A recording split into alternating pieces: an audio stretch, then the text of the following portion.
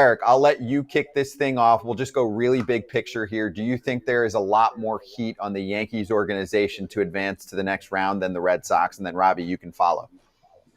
All I know is that 2004, despite being 21 years ago, is still fresh in my mind. Watching the Red Sox celebrate, at our ballpark, and then again 2018, 2021, it's about time that we reverse the reverse of the curse. And I got to say this: this has been a really great series. It's been two teams that are fighting for the 90 feet. You see these guys playing, tight defense and just going all out. And I got to say, Game 3 is so much sexier when it's dressed up like Game 7. No, like Derek said, this is Red Sox-Yankees, man. This is as good as it gets. This is postseason baseball. But, I get it. The Yankees, they've had their down times. They can't seem to get over the hump as of late. But for the Red Sox here, it's been misery for us for the last, 4 years or so. 2021, we had a good run there. But these last few years, we got to do something here to get over our own hump. This is going to be a battle here tonight. Coming into the series, I knew this was going to be a chess match. Alex Cora, he's always pushing all the buttons. You saw more of that last night. A couple of them didn't work out. But Boone's going to do the same thing. This is going to be an interesting matchup tonight, especially with a couple of rookie pitchers on the mound. Okay, so what's the biggest key for both of you guys? We'll start with you, Robbie. What's the biggest key for the Red Sox to win? And then we'll go to Derek and say, what's the biggest key for the Yankees to win? I know a lot of Red Sox fans, they're going to say, Connolly early, man. He's got to come up big. He's got to look like, like John Lester did back in 2007, when he went up against the Rockies, got the win. But for me, I got to go Jarren Duran, right? He had that bad box last night, dropped the ball.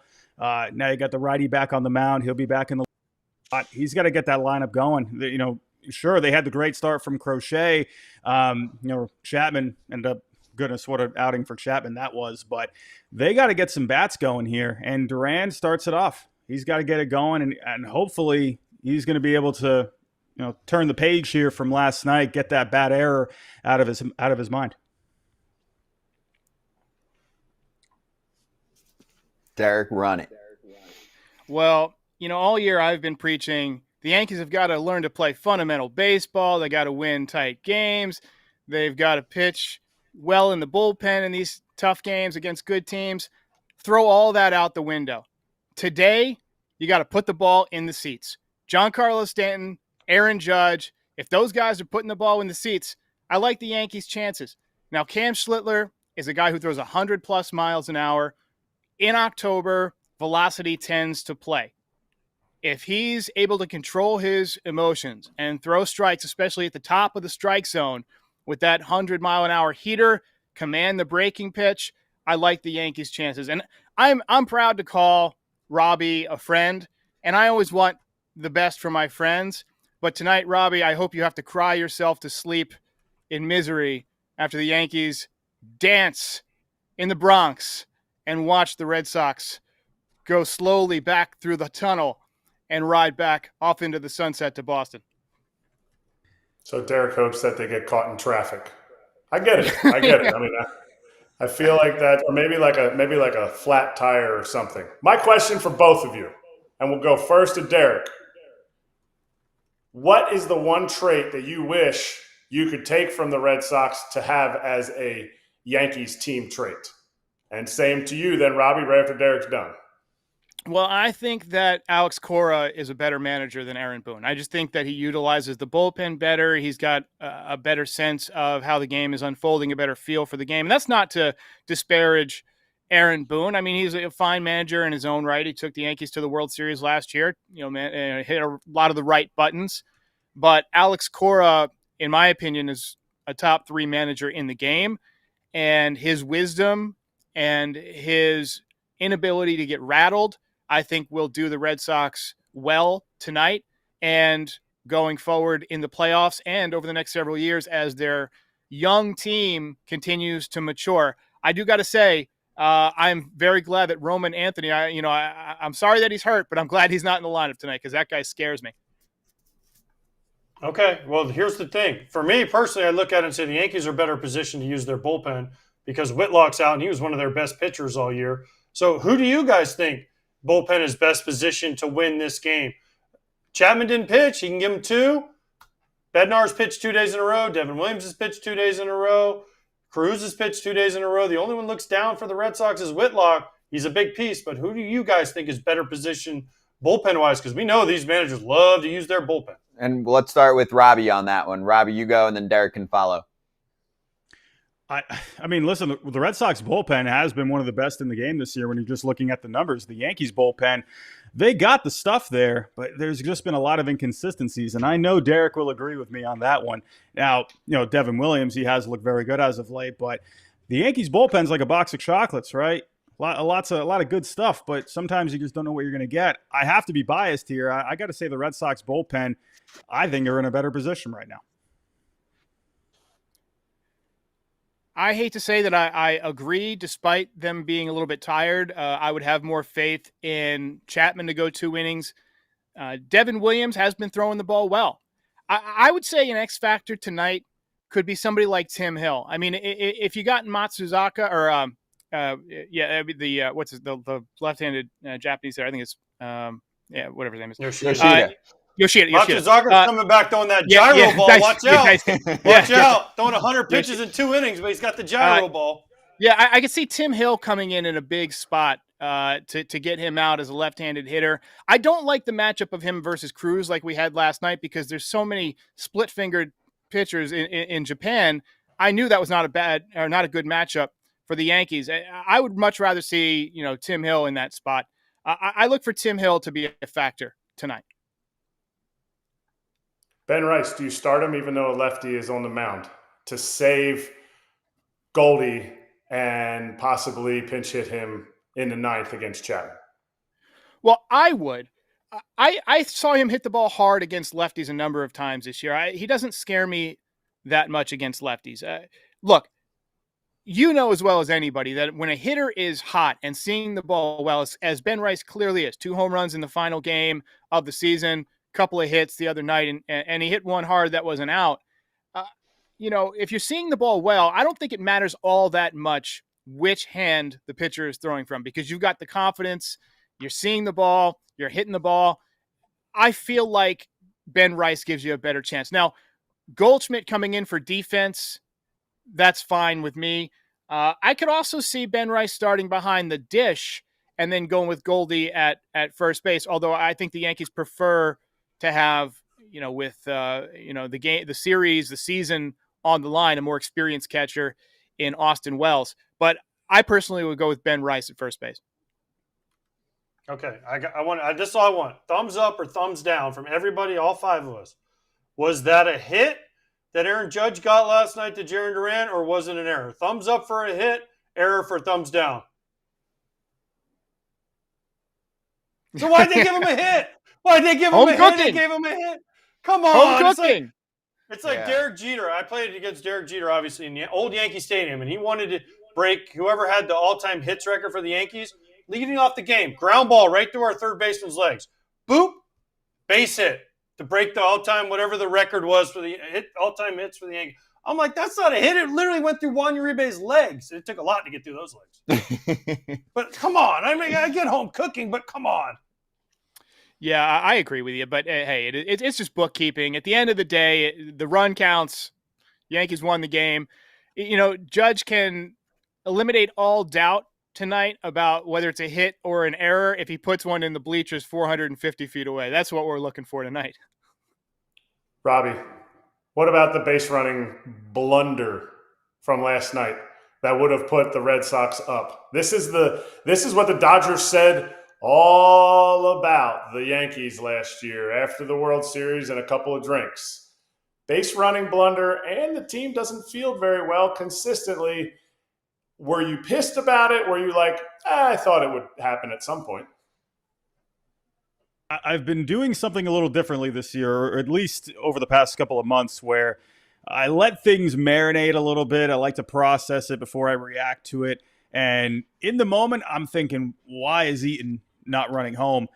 Gave it a little time, And I'm still thinking that. I don't know what happened there. I really don't. I don't know if there was just a miscommunication there, if that was on Hudson. I don't know. I mean, great play from Jazz, to stop the ball. He was off balance. He made the bad throw. Eaton's got that speed. He's got that dog in him, man. And I don't know why he didn't go home on that.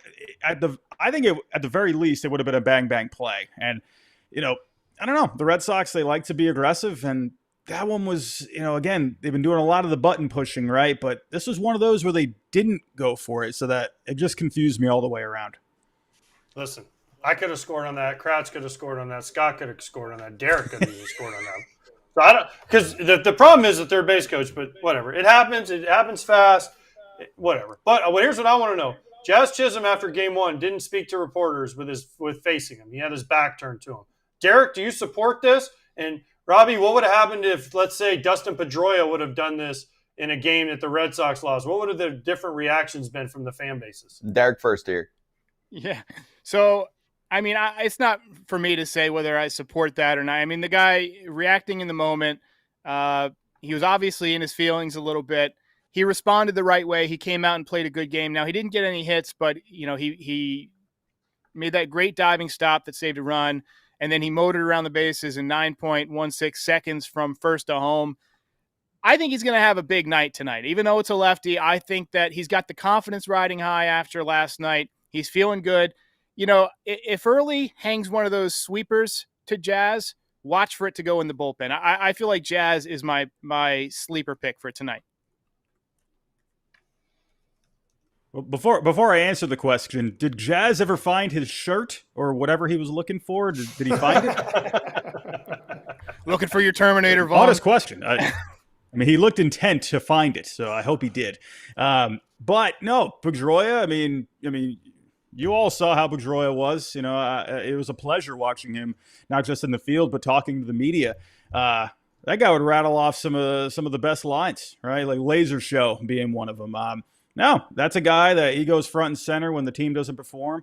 When they didn't perform, he would be right there saying, hey, we got to be better. So, I get it. Personally, I don't know. Jazz, I think for that game, I think he had a right to be a little upset not being in the lineup there. But you saw last night, that guy can change the game with his legs, even if it's at a minimum. So, okay, we know who you're going to pick to win.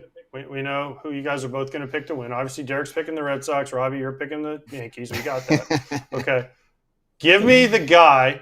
It could be a bullpen guy. It could be a hitter that's going to have the most impact tonight. Who's going to get the big hit, whether it's Ben Rice, whether it's Yoshida, whether it's Jarren Duran.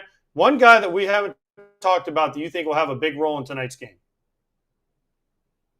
Who do you want first? This is the job of the host. We'll go Robbie. Okay. Since I played for the Red Sox, we'll go Robbie. Got it. I'm waiting for Wilyer Abreu to have his moment here. All right, he's going to be back in this lineup now. Now they got the righty. This is his spot right here, right? He's been still trying to work his way back, but I'm hoping for a big knock from him here tonight.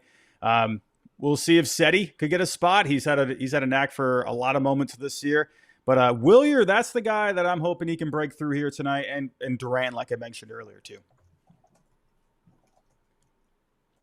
Anthony Volpe has played a heck of a series. On defense, he's getting base hits. He had the home run off of Garrett Crochet. His confidence is obviously riding high. Don't be shocked if Anthony Volpe comes through and gets a big knock tonight. Ken Rosenthal's X Factor, Anthony Volpe. That's right.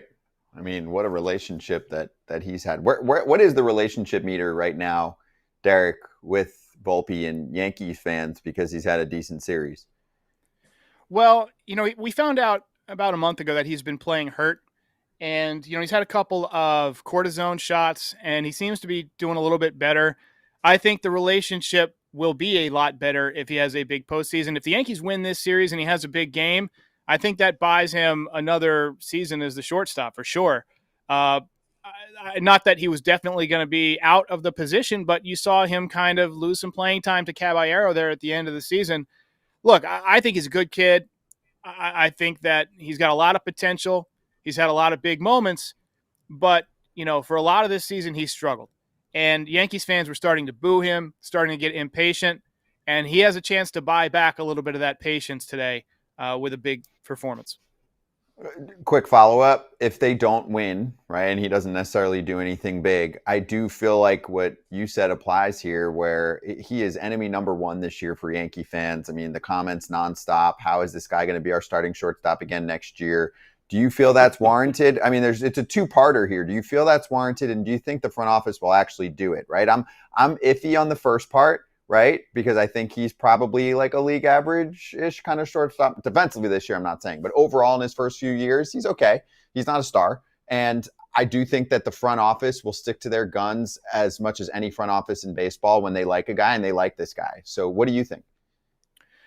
Well, it's tough to say. I definitely saw them losing some confidence in him down the stretch. I mean, they were sitting him on days where he was rested, right, where he was healthy and going with Caballero. So I could see them moving on. But I could also see them saying, hey, he was hurt this year. You know, the shoulder problem is no joke. Let's give him one more shot. And then if he's still stinking in June of next year, you either slide Caballero back in there or you go get a shortstop. You got a big prospect in George Lombard Jr., who is not ready yet, but he's maybe a year and a half away. You could, find a stopgap to kind of fill in. I think it's a coin toss at this point, but like I said, he can go a long way towards being the opening day shortstop by having a good series or finale tonight and hopefully a good rest of the postseason.